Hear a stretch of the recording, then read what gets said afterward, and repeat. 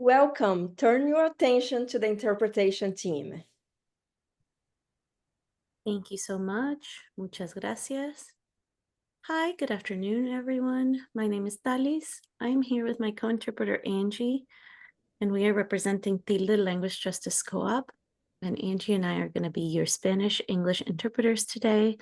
We're going to be interpreting everything from English into Spanish and from Spanish into English using the Zoom simultaneous interpretation feature.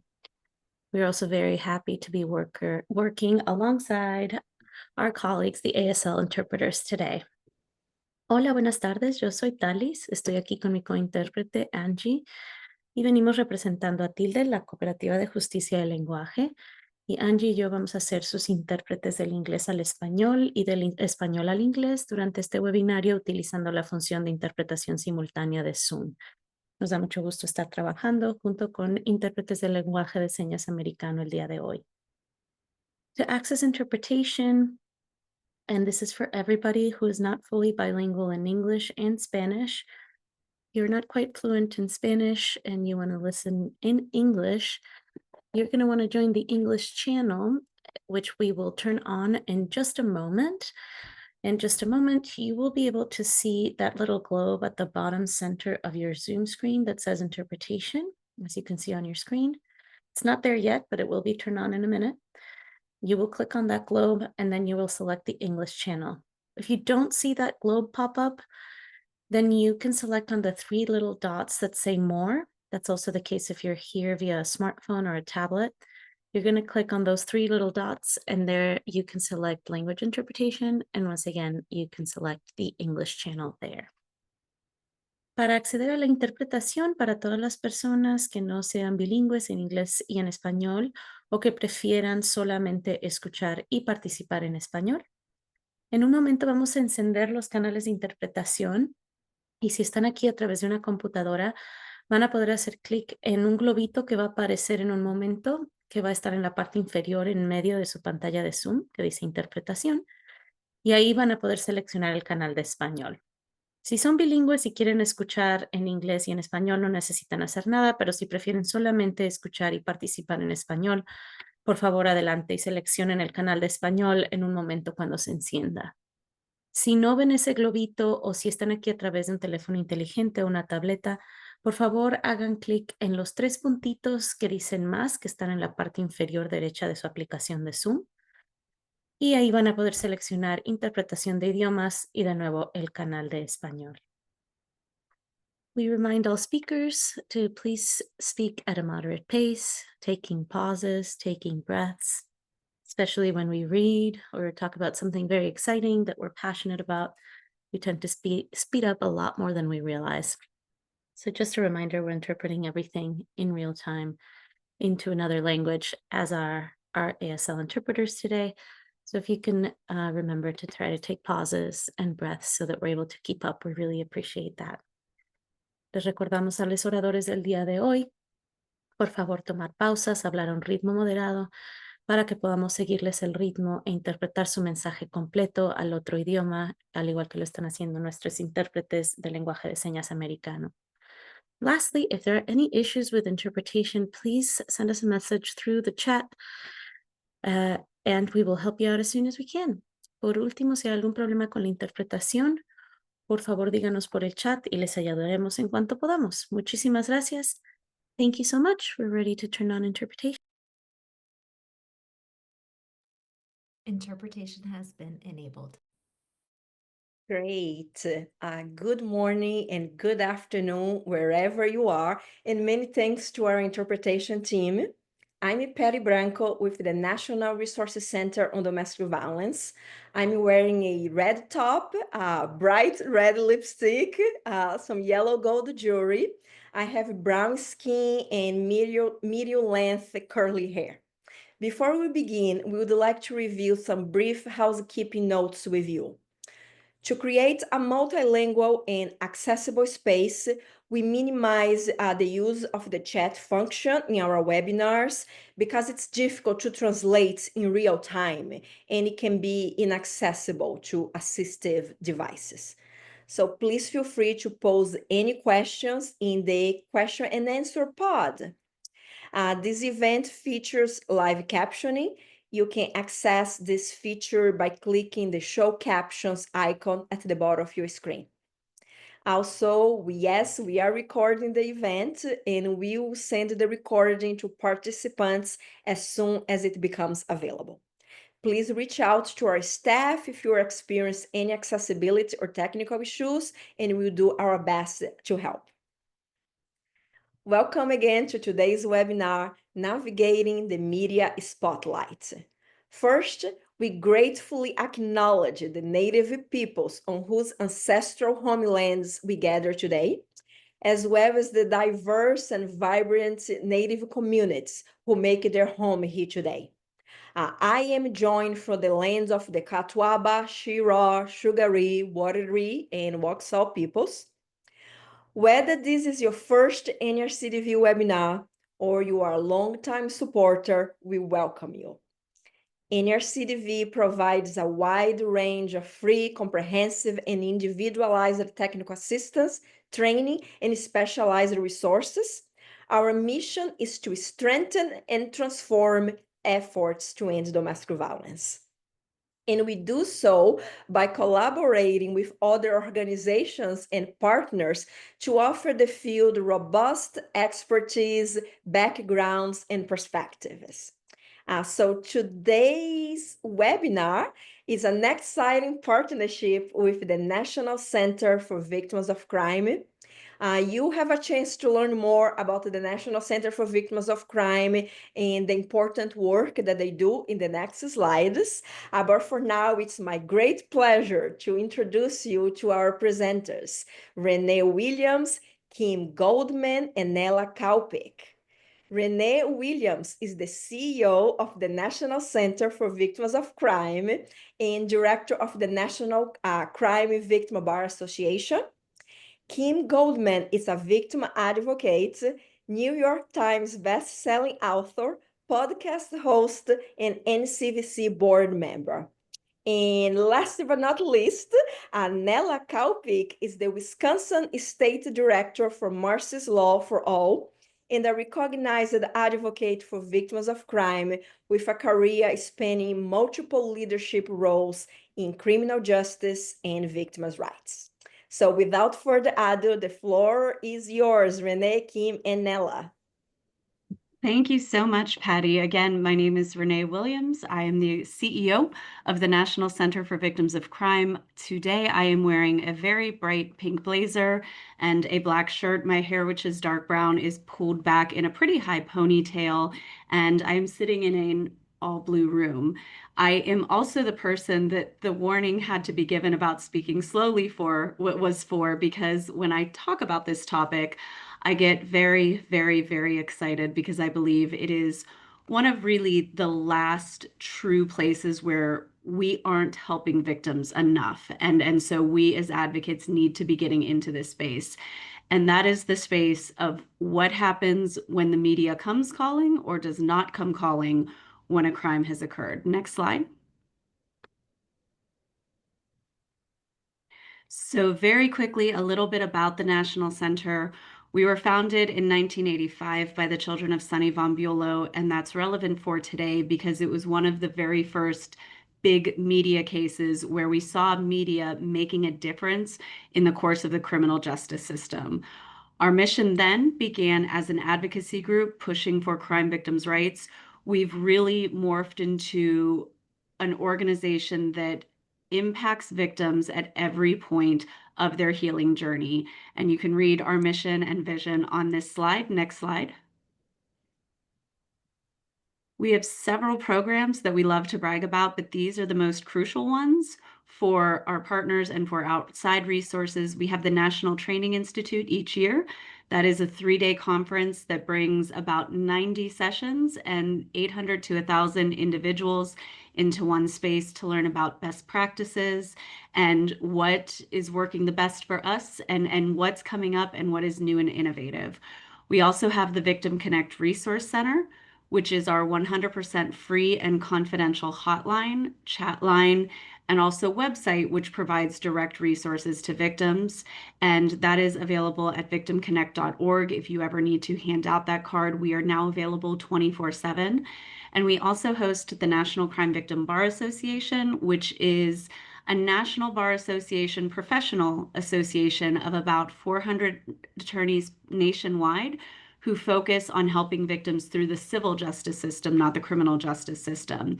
And if you go on victimbar.org, we do have an attorney referral service where we will try to match those who have been victimized with victims of crime with attorneys who will be able to help them. Next slide. I wanted to give you a little bit of background about how this project started because I think it tees it up well. Kim actually had invited NCVC to come to an event called CrimeCon in 2022. And CrimeCon is exactly what it sounds like. It's hundreds of thousands of true crime. They call themselves aficionados, addicts, fanatics. They have several different words for themselves, but they just love true crime. And in 2022, we spoke with hundreds of reporters, podcasters, news producers, and victims who really wanted to make the best of this space and wanted to make sure that true crime and the media were victim-centered, but they just didn't know how. And what struck us the most was true crime aficionados, those who are consuming true crime 24/7, often don't realize the damage that they are doing to victims, but they do want to help. And so we thought, let's give them a way to help. So next slide.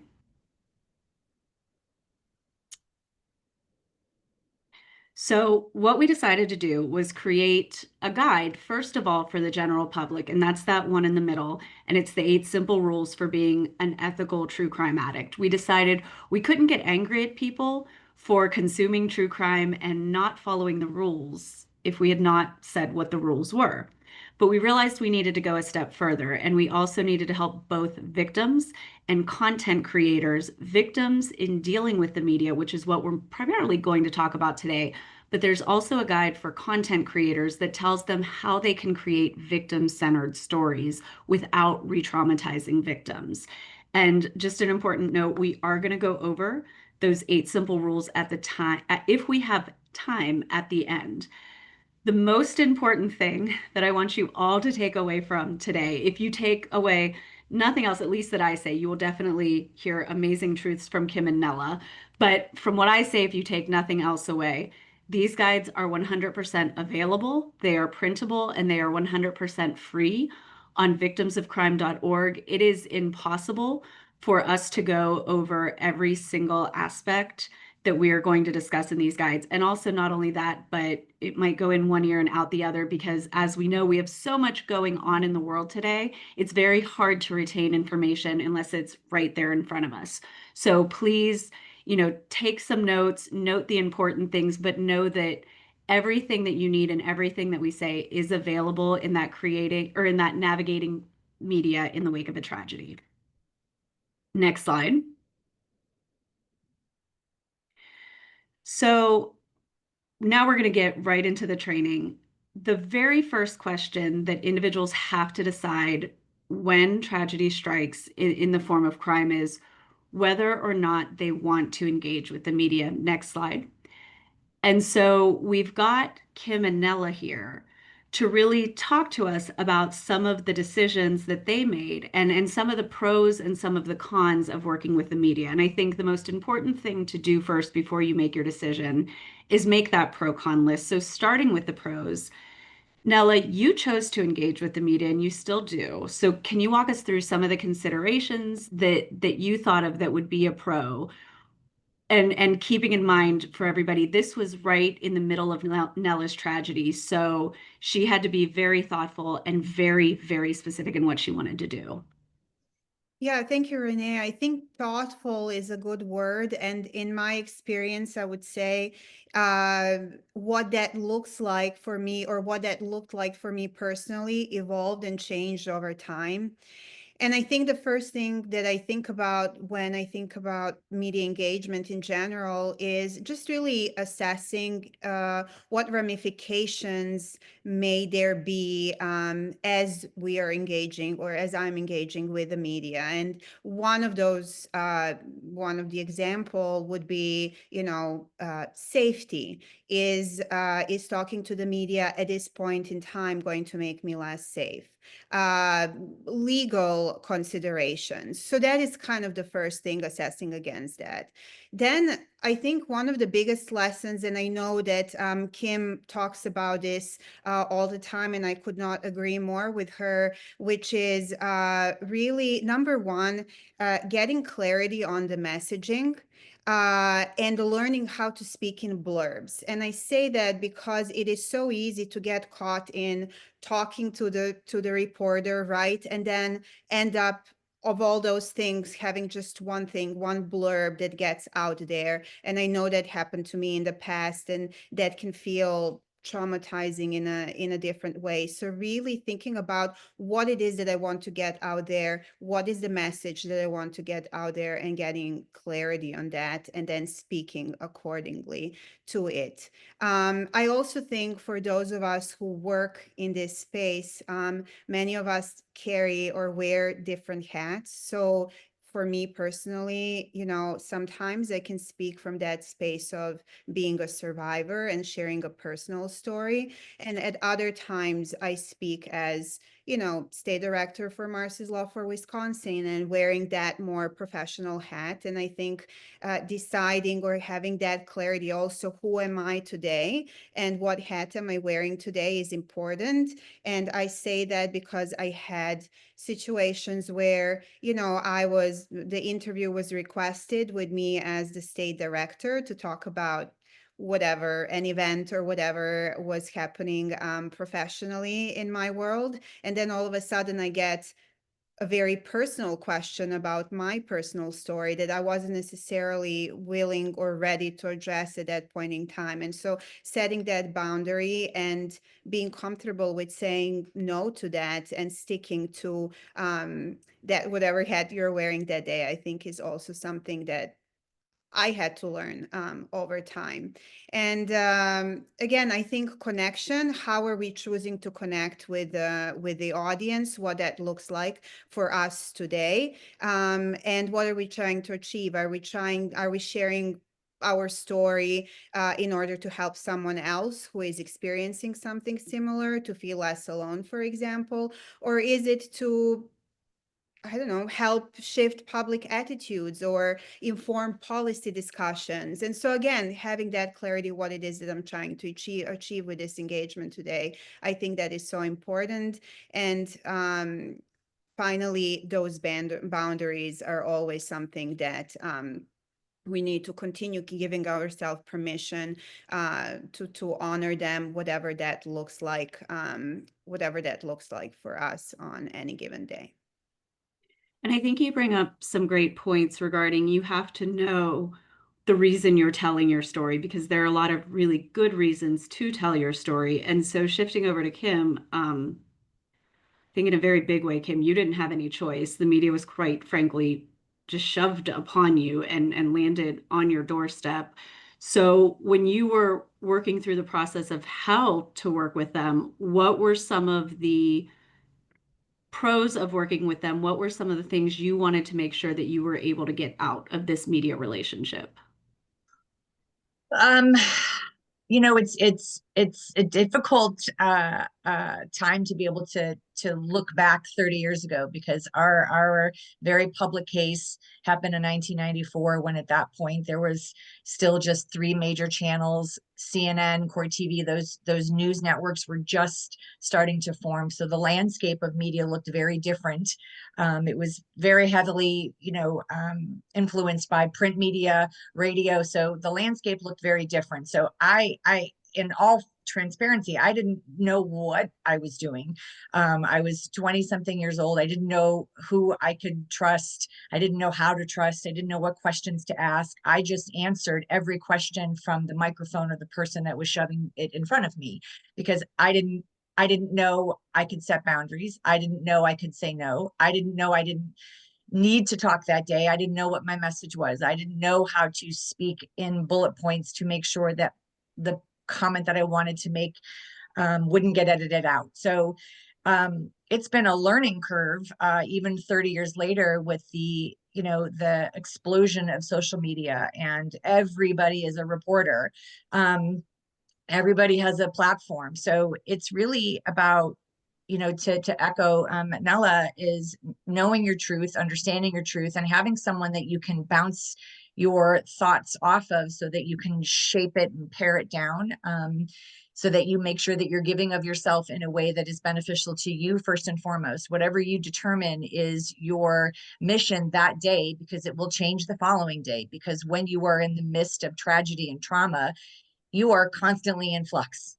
And so learning your truth, understanding your message, understanding your audience, and being your own best advocate, which again is very difficult when you are sitting in a pit of trauma, is the biggest challenge. So to answer your question specifically, I didn't know what the heck I was doing. I fumbled my way through it. I made lots of mistakes. I was burned repeatedly.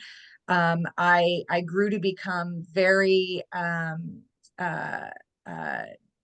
don't want to untrusting of media, and I still wear that hat today. I'm a very discerning viewer, which is not great for the people around me, because I'm constantly questioning everything that I'm hearing, which I was never taught to do that. Because if any of us, were raised in an environment where you were listening to, I'm going to date myself, Ted Koppel or Dan Rather or Walter Cronkite, you just listened and believed whatever was being told to you from the television. Being on the receiving end of, or being the center of stories for as long as I was and continue to be, and knowing that the truth is constantly stretched, and understanding that people, meaning the media, have their own agendas that don't always include a benevolent and honest forecast. You have to be a discerning viewer and listener, and now participant. So I would say I make mistakes, and I'm human. I'm a trusting person in my soul, but I have made mistakes, and learning who I could trust, and understanding that I was not the center. During our case, they wanted salacious details. They wanted to support a narrative that was about promoting a celebrity who was accused of murder, finding reasons to vilify the victims, to vilify the victims' families, because that got better ratings. So, I learned that, what do they say? The school of hard knocks, right? And I think you bring up a great point, though, is the media does continue to be interested in your story. And there have been, 30 years later, some pros to that of correcting the false narratives that we had of the 90s and making sure that your brother's name is still mentioned and known instead of just being the other victim. And that's some of the reasons that we want to encourage victims to come forward. And you can all see there are two quotes on this slide. Nella's is one, but I also want to draw your attention to a young woman we worked with named Julie Murray, whose sister disappeared. And there was so much misinformation surrounding Moira. Moira was her sister Moira's case, that Julie and her family were really able to take control of the media to correct that narrative that they were telling and try to get attention just to finding her sister. So next slide.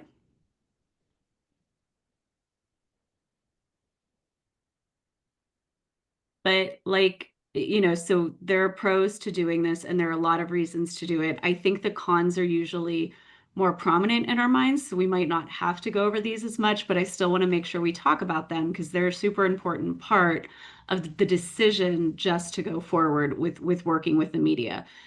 So Kim, you talked a lot about this. But can you talk to us about what it was like at the time dealing with all of the bad media and what that did both to the case and the investigation and then to you and your family personally?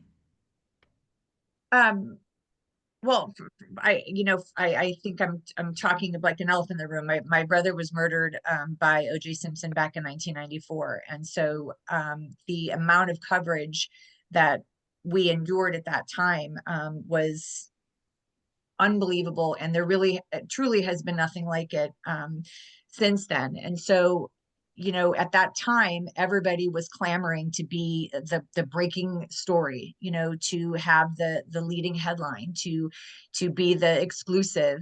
And in that vein, there was a rush to judgment, not to quote an attorney that represented my brother's killer, but there was a rush to conclude in stories that weren't necessarily honest. And so my brother, for example, was 25 when he was murdered. And my brother was a third, fourth, fifth, you know, person in this story. He was not top billing at all, which was obviously very upsetting for us. But the amount of attacks on him and his character, and then subsequently our family, and going into our family background and making conclusions about my father being divorced, or the fact that our mother had left our family, and what does that mean? And then that grew into, you know, salacious details and rumors and stories that you, as the person who is at the center of it, feels like you need to constantly be correcting,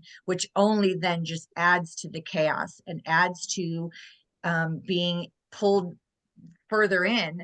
And so then you, as the person at the middle of that chaos, needs to decide, how much do I need to correct this? How much is this damaging my mental health, my trauma, my healing, my ability to have privacy?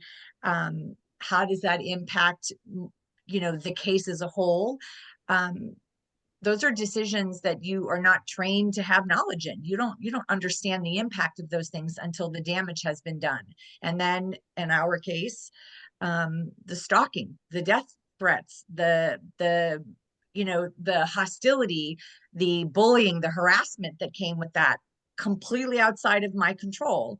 So again, you then have to weigh, how much do I want to involve myself in this process to keep myself safe, to keep our family protected, to keep whatever shred of dignity and morality we have, you know, in internal, or you know, inside our own four walls of our home. So all of those things played out. And then you have the legal components, right? Because when stories are being leaked, when people are being interviewed, it does impact the role that they play inside the courtroom. It does lead to questioning about someone's truthfulness or their authenticity when they show up as a witness. We had lots of witnesses that couldn't testify in our case because they sold their stories, because the media was not sensitive to how the relentless pursuit of witnesses could negate their ability to show up in an authentic way inside of a courtroom. We are now savvier to those things in these later years, but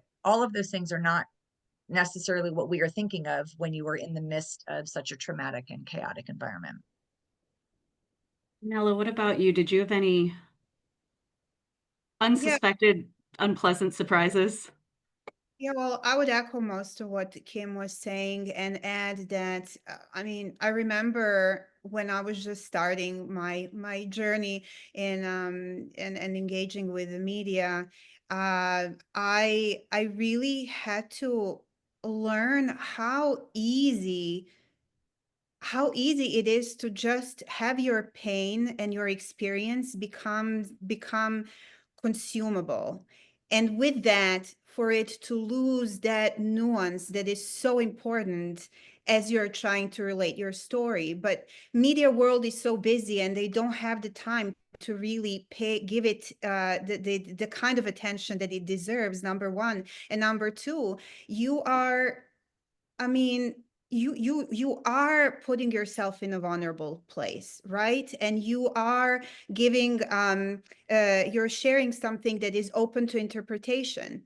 And so that is why, again, it is so important to really always engage with that clarity of what it is there for you. And I think asking questions is always okay. Kim, chime in on this, but I think having those conversations with the media in advance, asking questions: who else are you interviewing? You know, what is the theme here? What kind of story are you looking to get?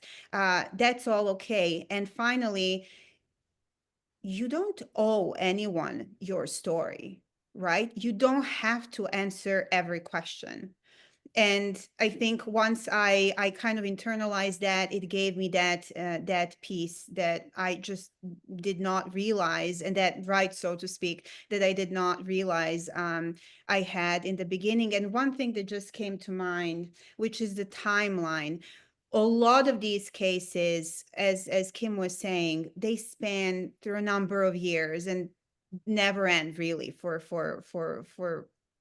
anyone who has been victimized in one way or the other. And I think I remember I was recently in London, and I was at this workshop where we were looking at how can we best support victims of terrorism and mass violence. And I remember one of the survivors speaking to what happens once the lights shut down. You know, I found that very compelling, because they just spoke about what those experiences look like when cameras are not there anymore, and that feeling of being forgotten and not cared for anymore is something that stayed with me, and that is something that may be or may catch victims by surprise at the time when it happens. I can Absolutely. just quickly echo or speak to that for a second. I spoke a lot about this myself, that when because our family endured two separate trials over the course of a handful of years, and the media was consistent that 3 or 4 years after my brother's death, I went through a whole other set of feelings and emotions. And what I realized is I was actually processing my grief and my trauma for the first time, because I was in engaged in a whole other world that suppressed those feelings that I was having. I was, my pain was out there, my emotion was out there, but the processing of the feelings was suppressed because I was daily being barraged by whatever was going on and daily inundated. So when the media went away and the proverbial lights went down, I was lonely, I was isolated, I was surprised. I didn't understand what were these newfound feelings that I thought I had been processing, but in actuality, I had really just been masking them. So the shock and the numbness had worn off. So the shock of what I was feeling was a whole other level of re-traumatization that I was not prepared for. So I appreciate you, Nella, bringing that up, but that is that's a very real, tangible thing that doesn't often get talked about. Thank you both. And I think that these are, these are very real cons and very real things. And that's why we're going to walk you through how to hopefully avoid some of them if you choose to engage with the media. One of the things we say is you don't have to. As Nella said, you don't owe anybody your story. And so if you choose not to, that's okay. Next slide. But we really want to emphasize those pros and those cons because they're going to form the bedrock for, if you do choose to engage with the media, what your steps are going to be and what your plan of action is. And so next slide. Kim, this is your quote. Do you want to read it? I usually read it awkwardly, but I feel awkward doing that because you're here. But I think it's important to read out loud because it's the game plan for how to move forward. Yes. Know your story. You are the author of your own story. Know what your agenda is and don't get sucked into their questions. We shouldn't have to learn this element while trying to learn how to process grief and trauma. Learning how to talk in sound bites is terrible because you have to talk very edited. Media knows how to ask questions that trigger you and push on your bruises. It's a lot of work that we are putting on your shoulders. We don't owe them anything, and we don't owe them our voice. If we are going to choose to give it to them, it needs to be on our terms. And so let's set up what some of those terms are. And speaking of terms, there are a lot of things that we want to put out first because a lot of times individuals don't know basic media terms, but we think we hear them, so we know what they are. So next slide. Kim, do you want to walk through these as an expert of a very long time of learning these? Yeah, this is an education I didn't know I needed. Off the record, I think we hear that a lot on television. You hear that, in your circles, probably people refer to it in a joking manner. But off the record means that journalists theoretically agree not to print or attribute information that aids to their story. So if you are having a quote frank conversation that and you both agree that it's going to be off the record, you should be able to assume that nothing that you say in that off the record conversation will end up in a story in the future. This is something that you should be able to trust, that the information you're giving is kept confidential. I myself would say to tread lightly and be very cautious in that, because until you have 100% trust in the person that you are talking to, it's an honor system at that point, and you don't have a tremendous amount of recourse. The next term is on background, or just you might hear someone say, I just want to get a little background information. I want to get a little bit of history on your relationship, on your family, on the incident. And this is just supposed to be generic conversation to give the reporter or the journalist some background knowledge to help them build their story, create and cultivate their questions, figure out an angle in which to take the story. Again, this is not a formal interview, but I would encourage you again to proceed with caution, because again, there's not a lot of recourse if things that you say in that general background seeking conversation won't go to print. And then next slide.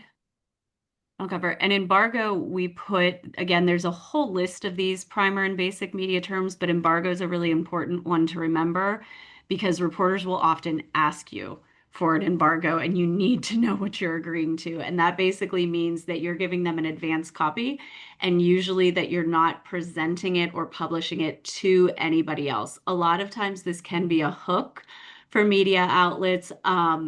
But just make sure if somebody asks you for an embargo, you know exactly what you mean. And as a general rule with all basic media terms, ask the reporter what it means to them. Again, we have a whole list and we have the official definitions for each of those, but it's always a really good idea to just stop with the reporter and say, what does this mean to you if I say it? And you're allowed to ask that. Renee, before you really quickly, before you move on, I would like to just add to this the term exclusive, because embargo might be reserved for written things, a book, something that you're releasing, some information. And exclusive is a very similar, though, that it precludes the journalist from releasing information until a certain time, but it also restricts your ability to be able to talk to anyone beyond that particular journalist. So before you engage in an exclusive, also understand what those boundaries, what those expectations are, and what the ramifications are if either of you go outside whatever those agreed upon terms are. Next slide. May I add something Oh, before? please. I will just say there is always, and Kim, you can speak to this probably more than I can, but you can also choose who you want to engage with when it comes to media, right? You can choose what network, what journalist. So you looking at these engagements as relationships and relationship building over time, I think is also something to consider. Again, that you do have that choice who you're engaging with. Excellent point. Very good point. Next slide. So before you go to the media nowadays, and this is very hard because it has to happen very quick. I mean, we have it listed out like you could take a week to do this. You can't.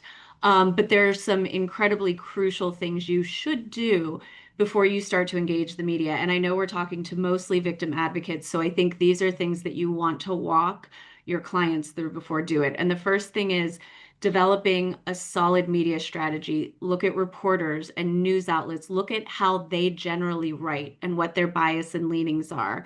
Make sure you have a stack of photos and images that you want out there ready. And Nella's going to talk next about media guidelines and media rights. So know your guidelines, have a list, and know what is going to be off limits. And then also consider how you want to distribute your message. There's a horrible story, and I hate this story. We were doing a webinar with another woman, and she said that her friend, she was telling a true crime horror story.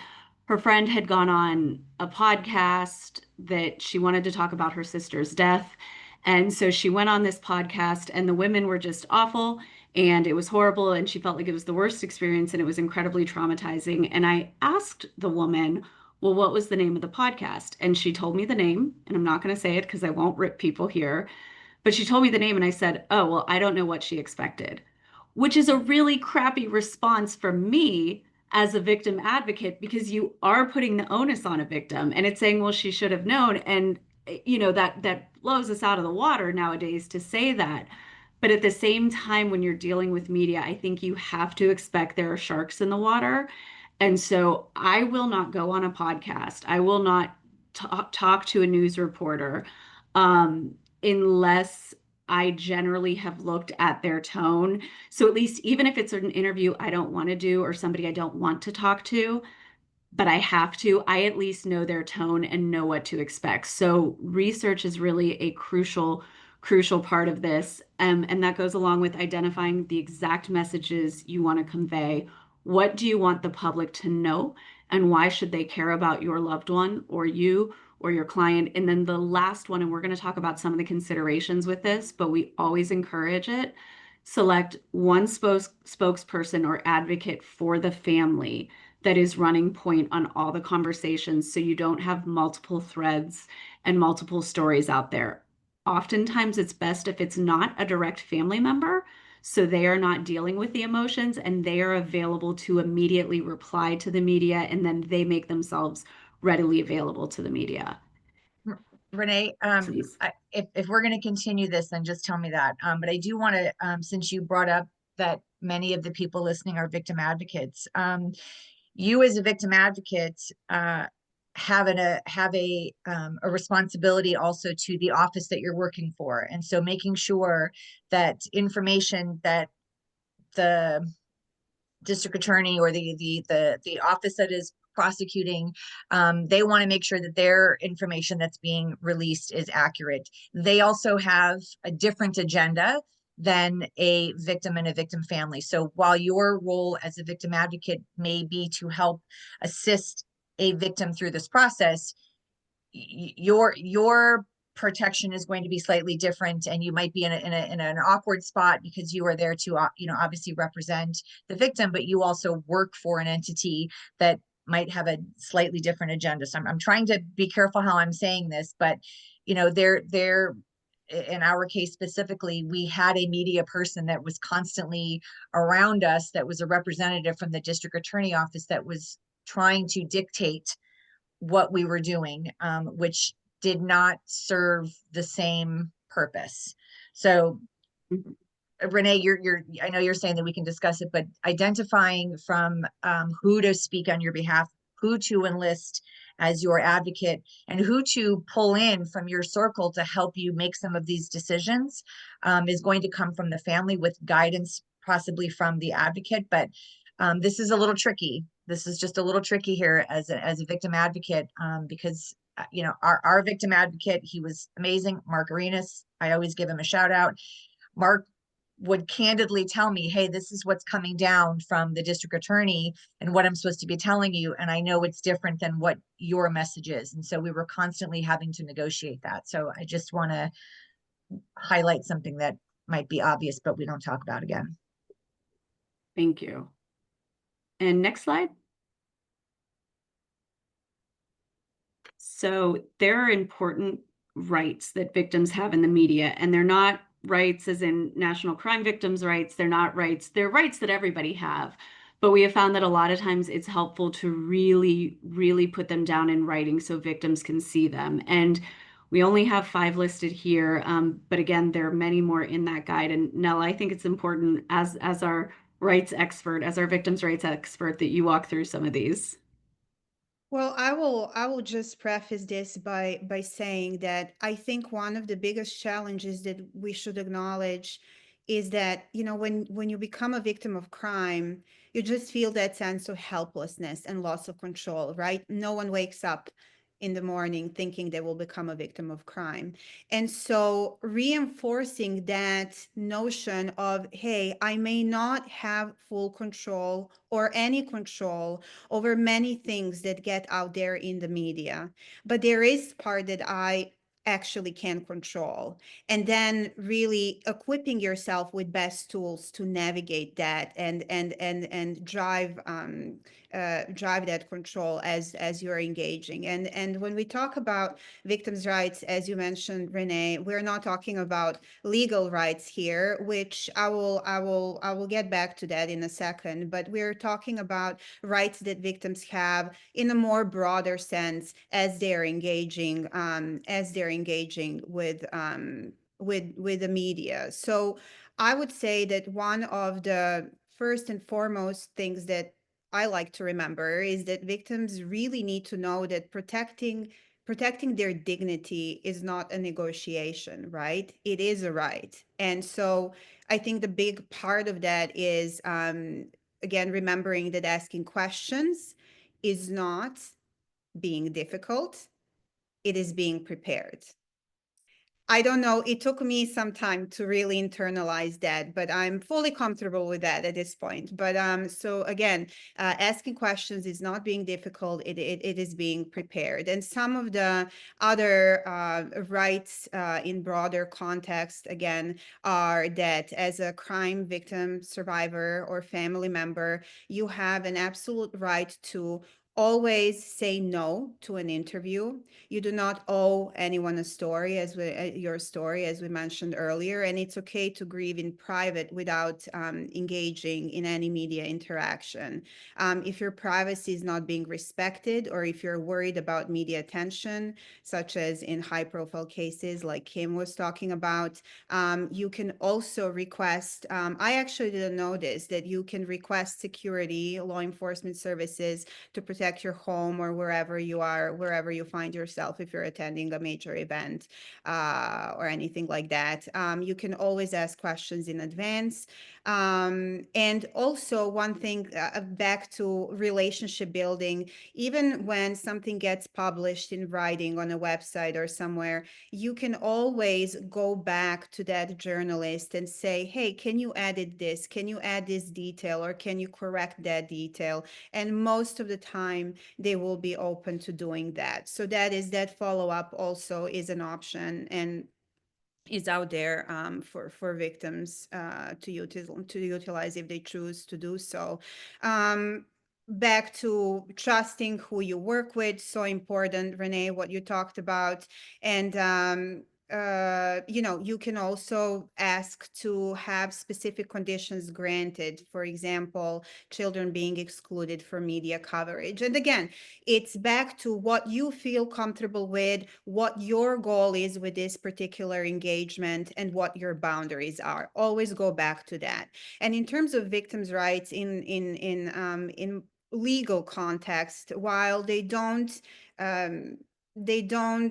restrict or dictate how media is going to, or rather what media can or cannot do or ask of victim. They can certainly, in those states that do have strong victims' rights, they can certainly provide a framework within which all stakeholders, including the media, choose to operate. So it's that conversation about what values guide our work. And I know that in Wisconsin, for example, I had numerous conversations with networks who were cognizant of that, who cared about victims' experiences, and who actually changed their policies in how they're reporting on victim crimes, just because they were operating within that broader context of strong victims' rights in the state. So, yeah, that is. Those are a few thoughts on my end.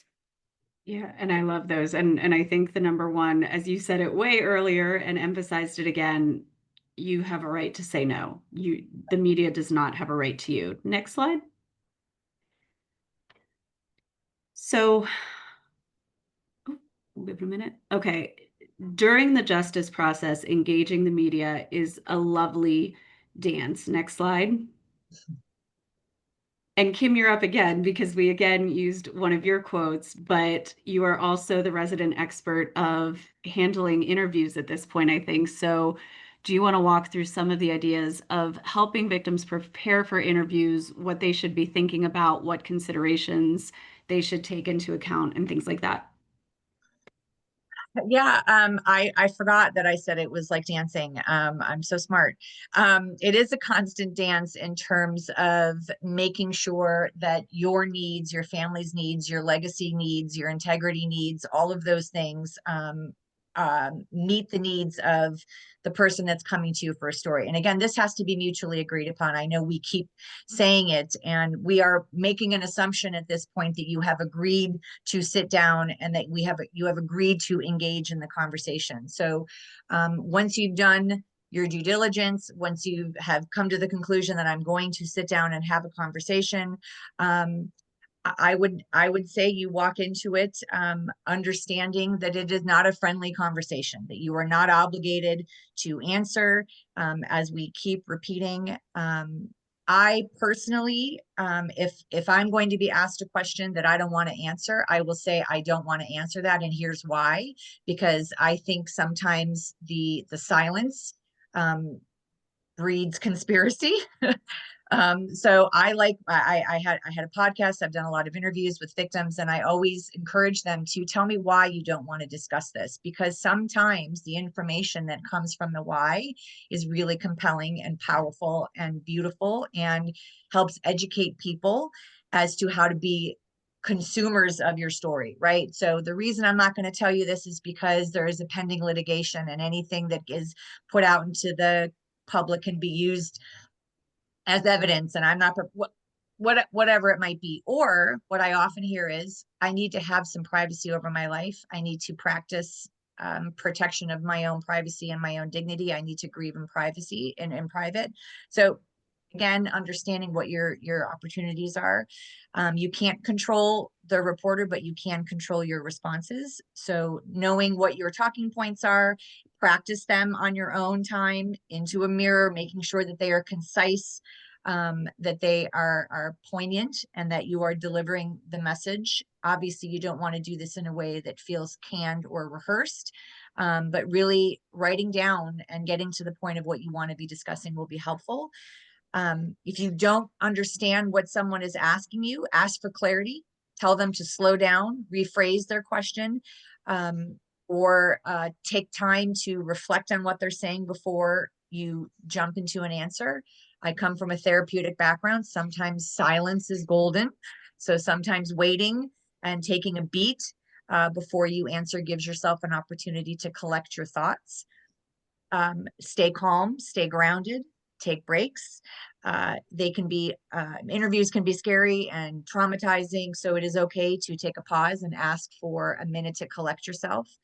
We talked about this at the top. Nothing is off the record. Making sure that if you don't want to see it in print, if you don't want to see it on the nightly news, don't let it come out of your mouth.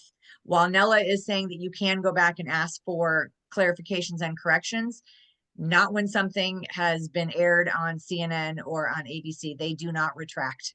It is very hard to retract. When something is on the internet, it's much easier for obvious reasons. But once something has gone to print, it is very hard to correct the record. And most of the time, people don't care about the corrections. They only care about the first thing they read. I spoke about practicing in sound bites. I hate that I know how to do this. I'm not doing this very well right in this moment, but it is very important that you learn how to speak in sound bites, and the things that you want to be in print, keep repeating them in your interview, because it's much harder to edit out things that you repeatedly say than things as a one-off that may have gotten lost at the end or a trail off of a sentence. Prepare a list of questions about the interview, as we've talked about, and what the reporter's intentions are. Hold them accountable. If they are going off topic, pull them back in. You are the owner of your story. You are the leader in this dance. I know, some of us like to be guided through, but you are the guider. and making sure that you are acting with intention and clarity of your own rights. I've done a lot of media training. I've done a lot of work with families that are in high profile situations. It's very hard and it's very nuanced. And again, when you're in the midst of trauma, it is very hard to keep all of these things present.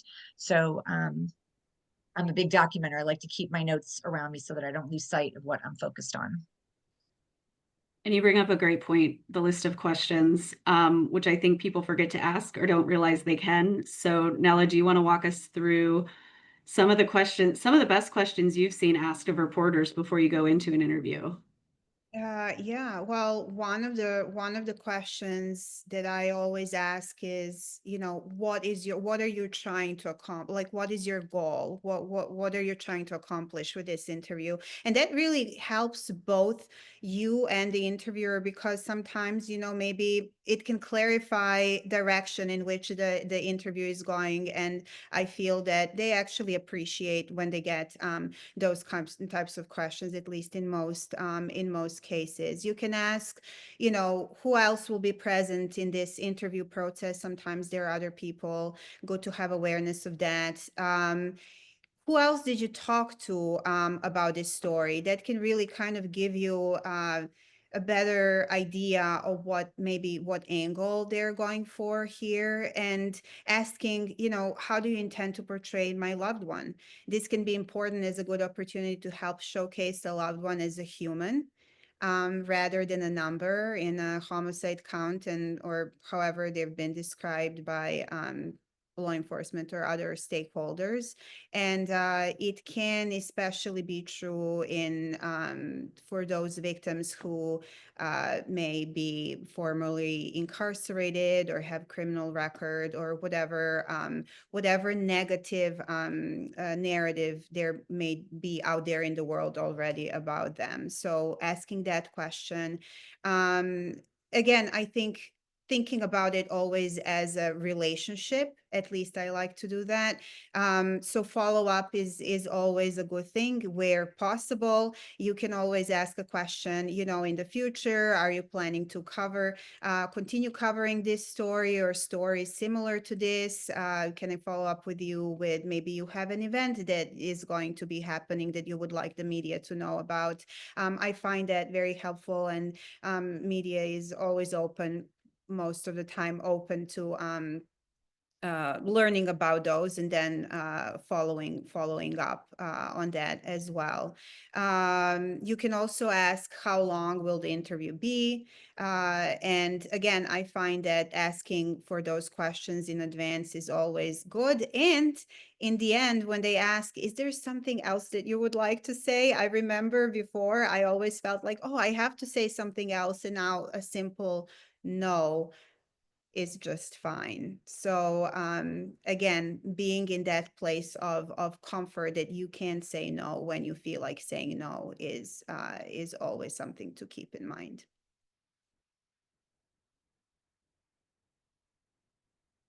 I muted myself. I think you bring up a great point of looking at it as a relationship, because you can ask for things. What are you willing to do for me if I do this? Will you send me the questions in advance so I can prepare?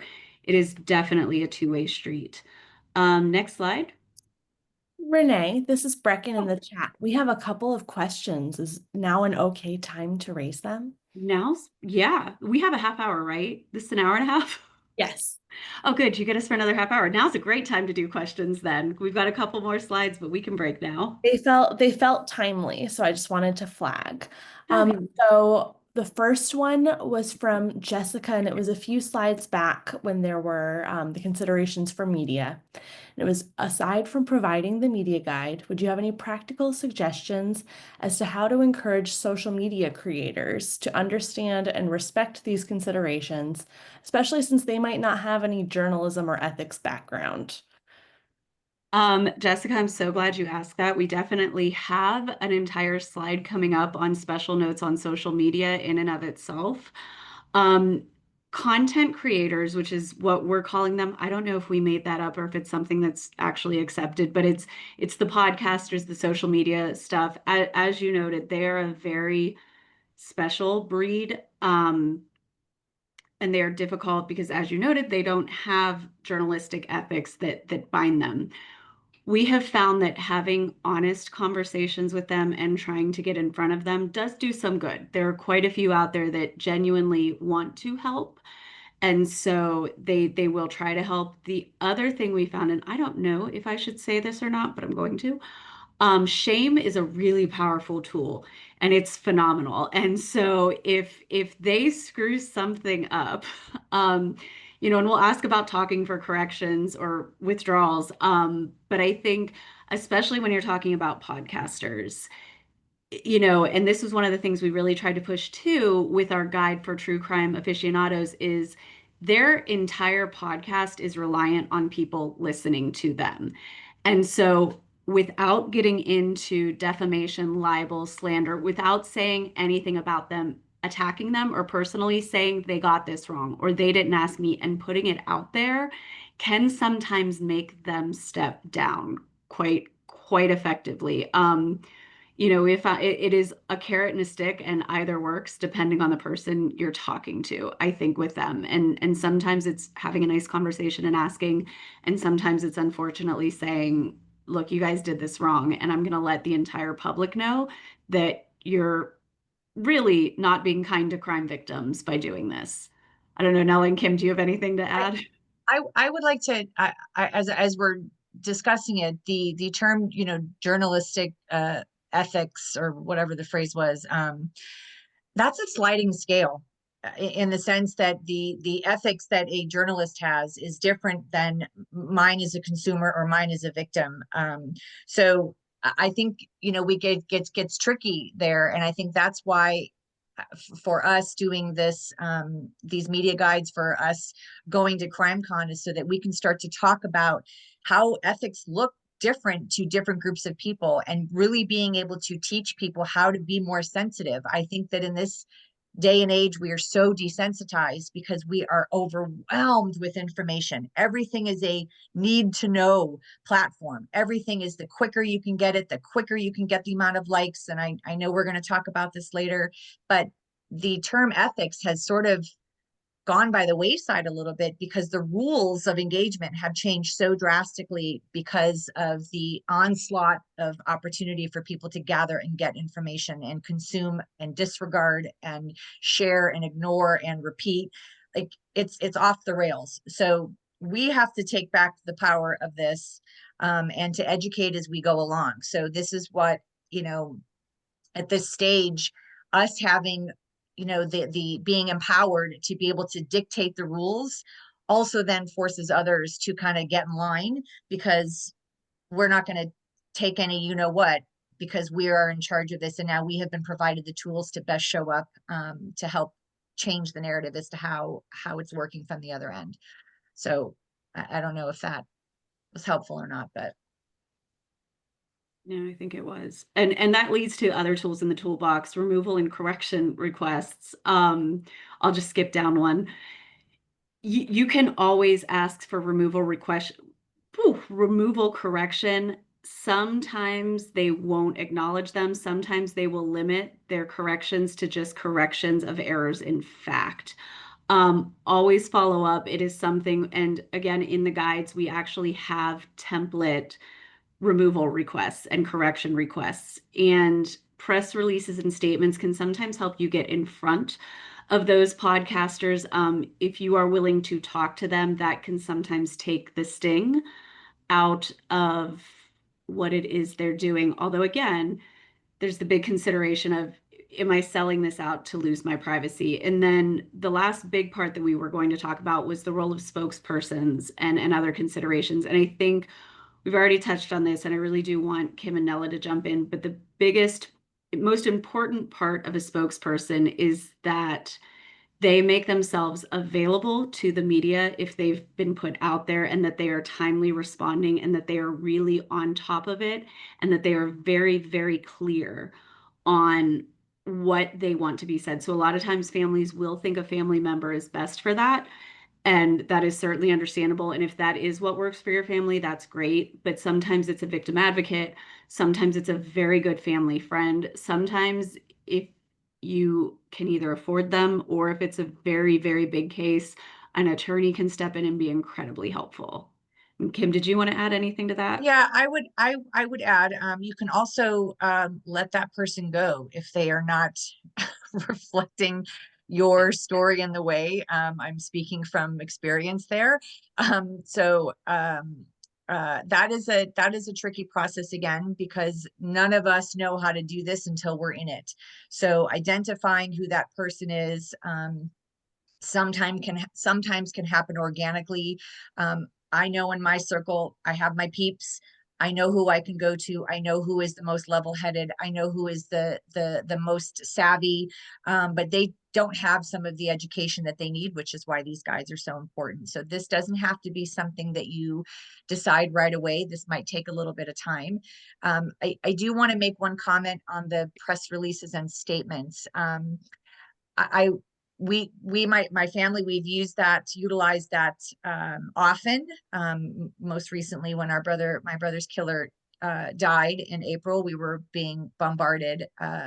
A year ago, April, we were being bombarded, and I couldn't handle what was happening. I crafted a very short statement, because you also have to remember that the media is going to pick out what they want from your statement or your release to fit the narrative of the story that they are trying to tell.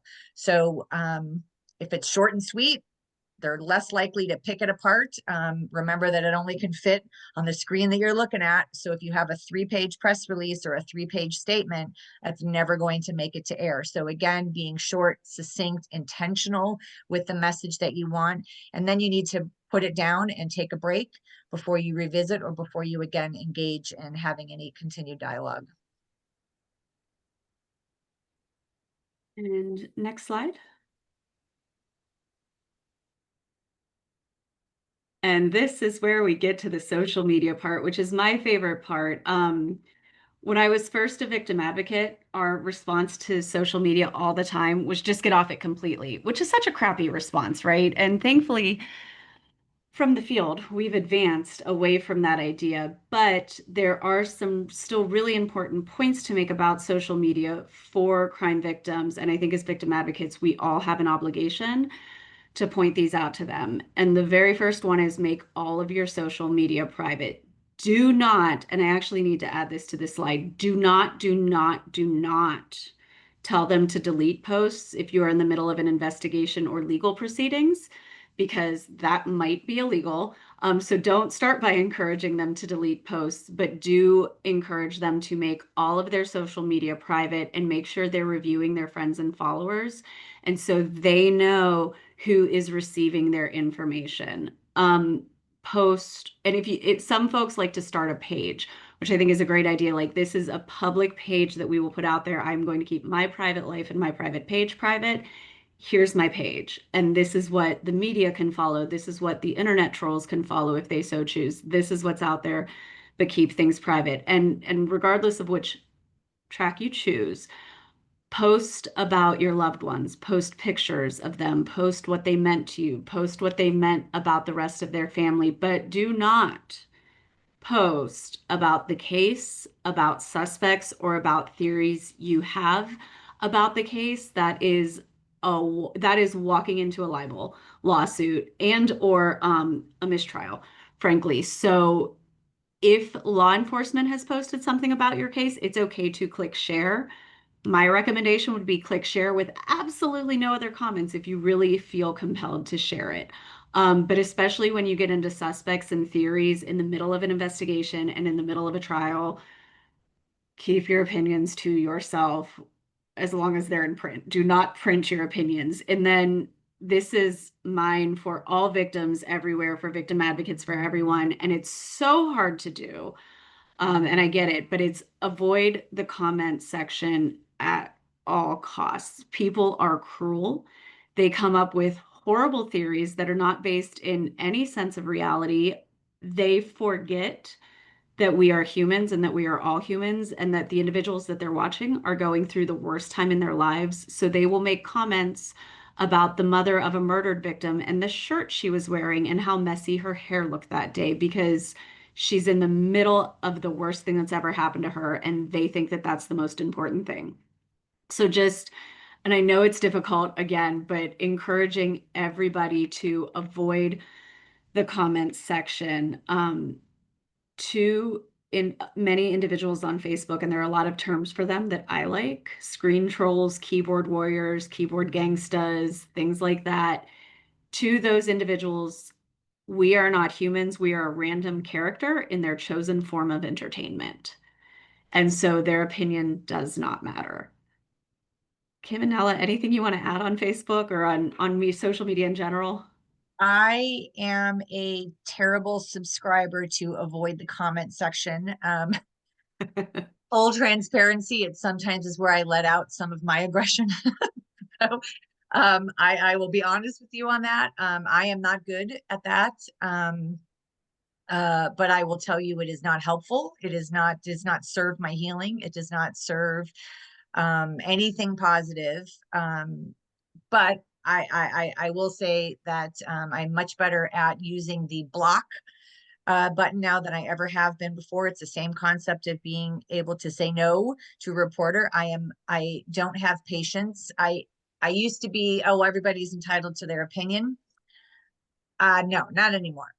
Take your opinion to somebody else's page if you want to share it. I'm a blocker now. I'm a muter now, and every once in a while, I will engage in a sarcastic sort of comeback, which usually shuts people down. I know, Renee, you referred earlier to shame. I sometimes engage in that practice. I'm not proud of it, but sometimes it is what I need on that day. I Part of the reason, to just go back to the reason why this started, was CrimeCon. I started to use that platform as an opportunity to educate people how to be sensitive, how to be to love your hobby, but know that your hobby is at the at the at my emotional cost, right? And so if you're going to be a connoisseur and a voyeur of my life, know that I'm watching. I see everything, I read everything, I hear everything, and it hurts. And for me to have to go through the constant dance again of bobbing and weaving from all of the attacks and the harassment and the negativity, just adds to my burden and adds to my grief. So don't seek me out on social media to say something negative to me, because that puts me in a really difficult position and it just adds to the trauma. So you as an advocate, you as a consumer, as a victim, block, delete, mute, go private. You have total control over that. And just because someone is sitting, and has the courage behind their quirky little avatar to launch hostile attacks on you, you don't have to be on the receiving end of that. And so, yeah. And next slide. Okay, good, we're here. I cheated and I looked at the Q's and A's because I love cheating and I always read the last page of a book too. And I see one question from Brooke, and Brooke is going to be so excited to know that we're answering this now. And it was, as a consumer of true crime, do you think that there is an ethical way of consuming? There is. We're about to talk about it. Would you consider victim-focused true crime will make it ethical? Next slide. So we came up with 8 simple rules for how to be a true crime consumer at NCVC. And so yes, I do believe that there can be ethical true crime. I think that we have to allow that there's actually a lot of good that true crime does. A lot of cases have been solved when victims participate in true crime and when victims' families participate in true crime. A lot of times it's cathartic for them. But I do think that there are ways that we can make it more ethical, and that this is part of what we've put onto consumers, and we've really pushed this out at CrimeCon. It's become one of the most popular panels at CrimeCon, and they allow us to do it every couple of years to bring it back to the spotlight, because we found that consumers do actually care very much about victims, and it's just that they never had the chance to think about them as victims. So the first rule that we encourage everybody to remember, and by the way, there's a lot more meat to each one of these. And again, it's on our website, but we'll just go quickly through them. There is no such thing as victimless true crime, if you are watching a true crime show, it is because there's a victim, and 9 times out of 10, that victim has been murdered or some awful thing. We don't generally watch true crime about bank fraud. It doesn't interest us. What does interest us is victims. And so keep in mind that every time you watch a true crime story, those are true people in the story.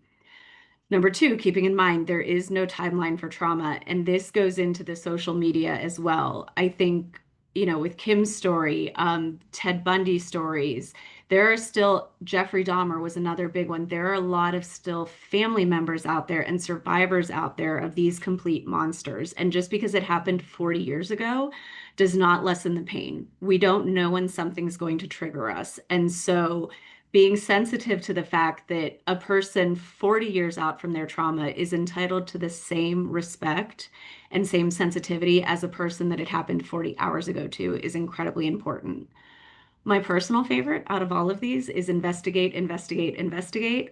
I have found that true crime consumers are the most suspicious bunch of humans that I've ever met in my life, and they think that somebody's behind every corner.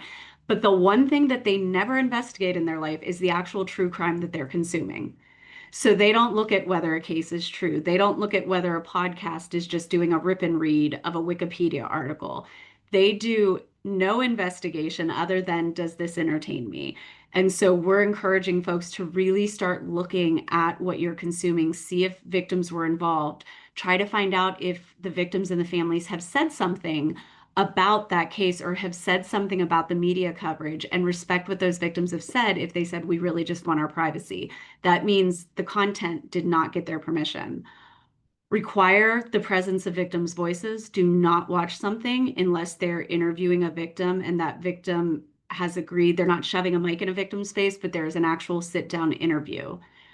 Do no harm, and that is a big one, and it ties in with respect boundaries. We have found that there's a parasocial relationship with individuals that consume true crime and the people that they start to view as celebrities. They believe they have relationships with them. They believe they know them.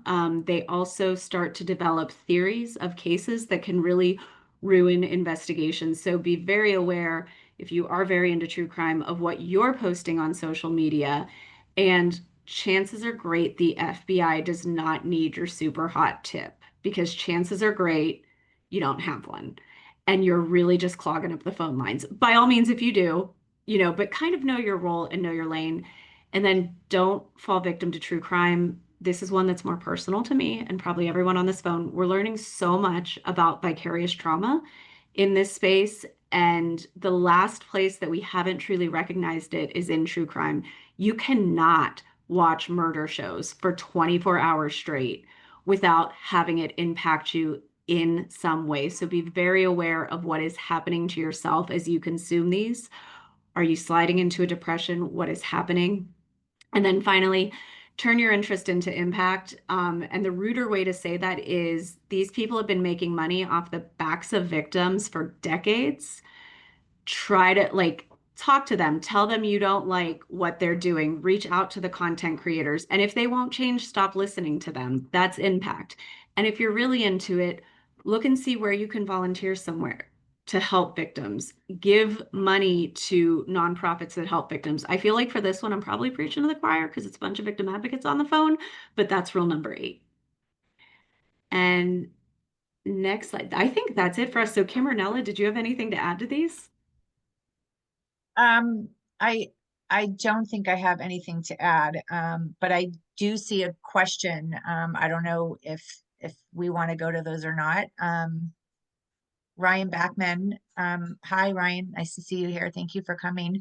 Ryan, your situation is a little different because you do work with families that have unsolved homicides, and the struggle to want to make sure that you're putting them, your families, in front of the media to keep that story going, to keep making sure that that people are not forgetting, and that the search continues, and that there's a lot of attention to finding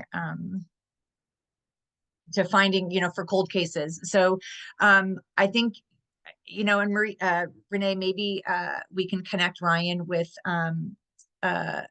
more oh my gosh, I'm forgetting her name right now. Julie, regarding her sister. She's done a lot of work around which platforms and where to encourage people that are dealing with cold cases and active cases, different media platforms. So Ryan, maybe offline we can connect you both. But to your question about where to go and to later regret it. It doesn't really matter if a case is high profile or not. The risk to putting yourself out there is the same. Either way, again, it goes back to trusting your sources, collaborating with others that are in this space to know where that they have had good, solid support from, where the integrity lies with various platforms. You know, we can't sit here and start listing off. That would be very difficult and probably not appropriate for us to do. But we certainly can share, you know, some more reputable sources. But again, that's also just a very potentially biased insight anyway, because each of us is so different and where we are at on the journey. But yes, there's always going to be a risk to regretting it later, because again, as we've hinted at and been very clear about, the agendas are not always in alignment. So we can And maybe I will give a shout out to two of our absolutely incredible partners who are not media platforms, but are PR absolute mavericks. And that is the Black and Missing Foundation and the Gabby Petito Foundation. And if it is a missing or murdered individual, they can help you at least start to get the media attention.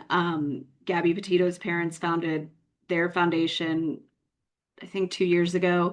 They do a tremendous job. And then Black and Missing also does an absolutely incredible job of connecting folks to media to try to get some resources around that. And they do a phenomenal job of managing social media.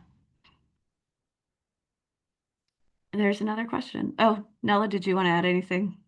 Well, I would just like thinking of victims, I think just always remembering that to have those conversations with whomever you feel comfortable talking to about your trauma and what additional tools you can add to your toolbox to handle those triggers that can sometimes, and I dare say oftentimes, come as a surprise even years later, and not necessarily in the moment of the interview itself, but when you go home and then you start feeling certain feelings that can catch you by surprise. And so having those knowing how to handle that and who to talk to when that happens, I think being prepared for that and aware of that, I think is important. And then I do see one other question. How should Good victim one on that. survivors handle issues like inaction on the case of elected officials or community leaders or law enforcement? I added that. There's a temptation to want to trash them, but that's counterproductive. The media can provide a powerful motivator for action over other tactics. How can victim survivors navigate this issue in the quest for justice? I have thoughts, but Kim or Nella, would you like to jump in first? I think, and I'll try to be brief. We skipped over a little bit about the pros of media, right? So if we want to focus on the pros of the media, this is a great opportunity for us to utilize the media to present a call to action. You are 100% within your right to be able to ask elected officials, community leaders, law enforcement to act on the things that they have committed to serve their communities in the way that they were elected to or they are required to do. So you as a victim survivor, I think, again, get your ducks in a row, come to the table with a clear, concise list of expectations, promises that have not been met, things that you need them to do. Again, we talk about shame a lot. It is okay to call people out and say, so-and-so, you told me you were going to do XYZ. You have yet to do that. When can I expect you to show up and do your job? When can I expect you to be the voice for victims in this case? Like, it is okay for you to be asking those very reasonable, at the bare minimum, it's reasonable to ask the people that are supposed to be fighting on your behalf and supporting the safety of a community. You are a member of the community that also requires protection, not just because you are a victim or survivor, but come to the table with your clear, concise questions. Be intentional with the things you are saying. We don't need to elaborate. We don't need to embellish. We don't need to be incredibly emotional. I think it's important to have your emotions, but be thorough, be intentional, be quick, and have a call to action and be very specific with what you are asking people to do. And then let the media and let the community do its work to be your warrior in a form that's positive and helpful. Agreed with Kim completely. There's a difference between trashing them, don't trash them. But there's a difference between trashing them and saying exactly what is happening and exactly what you would like to see happen and being intentional. So I agree, trashing them and coming out and yelling and saying they're the worst ever isn't going to get you anywhere. But that is very different than being very direct and very truthful about what is happening.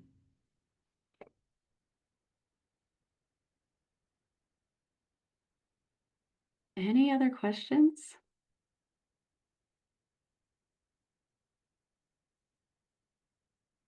Well, thank you all for joining us. I know there's some wrap-up housekeeping items that we will let our phenomenal partners take over now. But thank you all again. This is one of my favorite topics, and I love having Kim and Nella join me. Thank you so much, Renee, Kim, and Ella. Wow, this has been very powerful, very informative, and I'm deeply grateful. And I think I speak on behalf of NRCDV and of our audience. We are very grateful for your vulnerability and candor and for sharing your wisdom with us. So to learn more about our upcoming trainings and events and other resources, please follow us on social media.